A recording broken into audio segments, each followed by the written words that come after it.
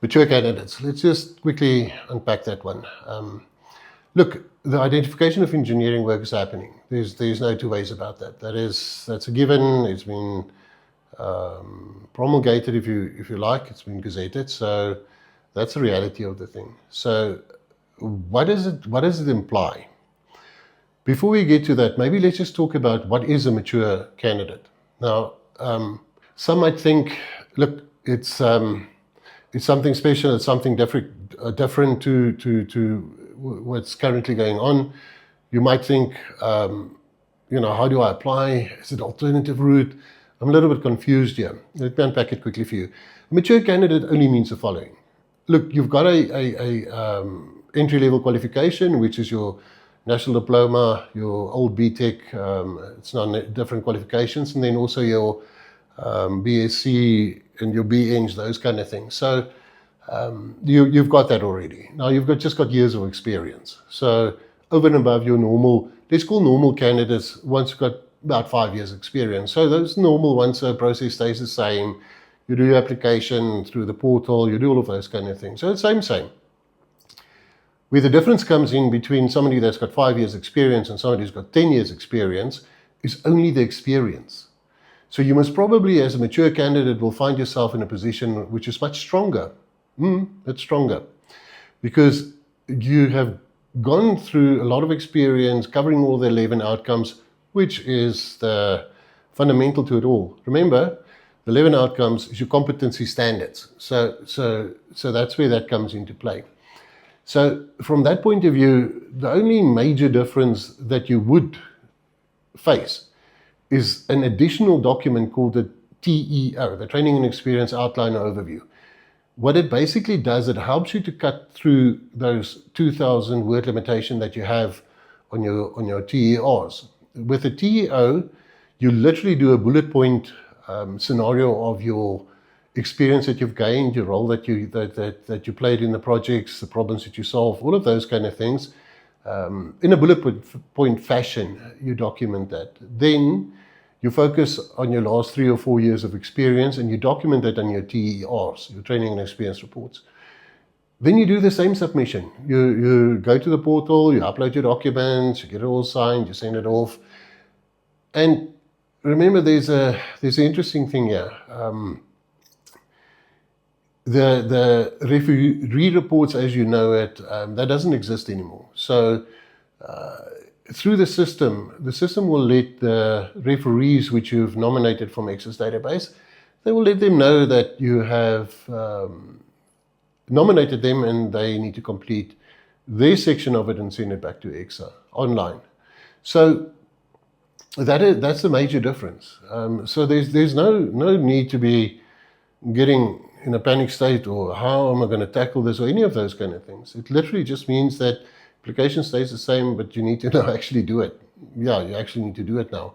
So that's the major difference. So don't be too quick to say, no, I'm actually not going to do this. It's too onerous. It's too any one of those. Yeah, it's difficult and it is an administrative process. So yeah, that's the reality of it. But this is the part that I want you to actually really realize. The identification of work is a reality. In the past, we have had one team leader or one divisional head or something that signed off the engineering work that was done by non-professionals or people with a lot of experience. That has changed now, because now, if you do engineering work, you have to be registered as a professional. That's the bottom line. So, and you will find it. Challenge me on this one. You will find it when you start applying for projects, especially from government and places like that. They will want a list of registered professionals, and they will most probably, and it's going to become louder, trust me, they're most probably going to say, well, you know what, if you want the project and you want to get the tender, you need to have these people registered as professionals, and that's the game we're playing here. Is it possible? Of course it is. Is it easy? No, it's going to be some administration that you have to do. But remember, we're here to help. So you can always just email me, text me, you can phone me, and we can chat about it as well. That's no problem.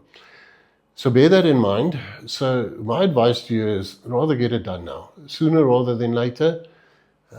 Focus on getting your documentation ready, get it out there, submit it to EXA, and let's carry on. Unfortunately, for the mature engineers, you have to do it now. That's the bottom line. Make no mistake, I know there's lots of grey areas. There are areas with project management, there are grey areas with if you're in management, there's lots of these unanswered questions. I have posted them to EXA. We haven't had really clear understanding of what's going for what, but it's out there, and it is truly happening. So that's the bottom line. So good luck with it. I'm just going to summarize quickly. Your entry-level qualification, fundamental. Then in your case, it will be the training and experience outline. Then you will have a thing called a TES, which is your training and experience summary. And that's just a summary of all of the projects that you worked on, your designation, and the level of responsibility. You know, the DOR, degree of responsibility, that needs to be reflected as well. Career growth needs to be reflected as well.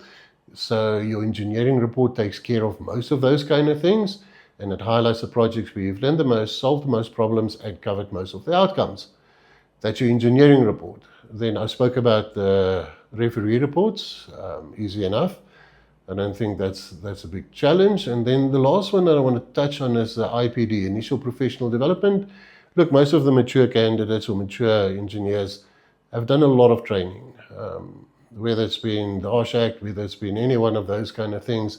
You've been there, you've done that. So you list that. And that's quite important because they could see that you've been committed to developing yourself and to get to a better place. And that's fundamental facts that you need to highlight to them. So, yeah, please take heed of what I'm saying. It is fundamental. And yeah, good luck with the application documents and submitting them to EXA. Look, we also review applications, so that option is there if you want me to, or want us to do that. No problem with that. But yeah, this is basically just a heads up. Yeah, get cracking on that, man. Get it done. There's lots of value in it. I know one can't always see that, but it's never too late, and it's never a lost case. It's more a case of, okay, applying your mind and actually just doing it. So yeah, on that note, good luck.